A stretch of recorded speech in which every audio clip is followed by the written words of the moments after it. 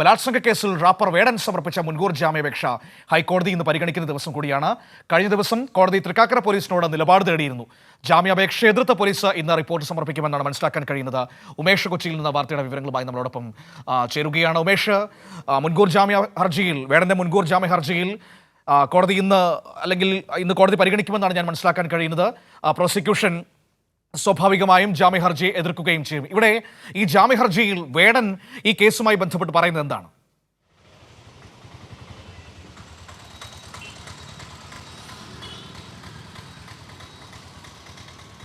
മനു, ഈ റാപ്പർ വേടൻ മുൻകൂർ ജാമ്യാപേക്ഷ സമർപ്പിച്ച ഏതാണ്ട് 2 ആഴ്ചയ്ക്ക് ശേഷമാണ് ഇന്നിപ്പോൾ കോടതി അത് പരിഗണിക്കാൻ പോകുന്നത്. ആദ്യഘട്ടത്തിൽ പരിഗണിച്ച വേളയിൽ തന്നെ ഈ കേസിൻ്റെ കാര്യത്തിൽ എന്താണ് തൃക്കാക്കര പോലീസിൻ്റെ നിലപാട് എന്ന് കോടതി ചോദിച്ചിരുന്നു. അവർ ഇന്ന് ഇതുമായി ബന്ധപ്പെട്ട റിപ്പോർട്ട്, ജാമ്യാപേക്ഷ എതിർത്തുകൊണ്ട് തന്നെയുള്ള റിപ്പോർട്ട് ഹൈക്കോടതിയിൽ സമർപ്പിക്കും എന്നാണ് മനസ്സിലാക്കുന്നത്.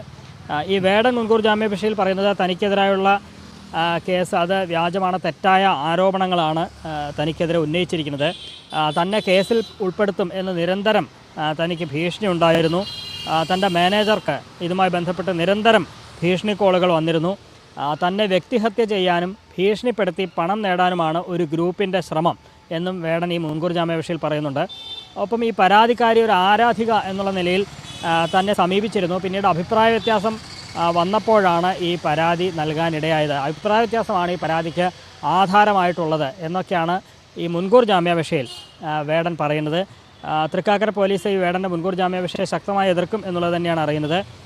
കോട്ടയം സ്വദേശിനിയായ യുവ ഡോക്ടറുടെ പരാതിയിലാണ് വേടനെതിരെ കേസെടുത്തത്. വേടനെതിരെ ബലാത്സംഗ കേസ് രജിസ്റ്റർ ചെയ്തിട്ടുള്ളത് അത് IPC 376, 376 2N തുടങ്ങി ജാമ്യമില്ലാ വകുപ്പുകൾ പ്രകാരം തന്നെയാണ് വേടനെതിരെ കേസെടുത്തിരിക്കുന്നത്. ഇങ്ങനെ ജാമ്യമില്ലാ വകുപ്പ് ആയതുകൊണ്ട് തന്നെയാണ് വേടൻ മുൻകൂർ ജാമ്യം തേടി ഹൈക്കോടതിയെ സമീപിച്ചിരിക്കുന്നത്.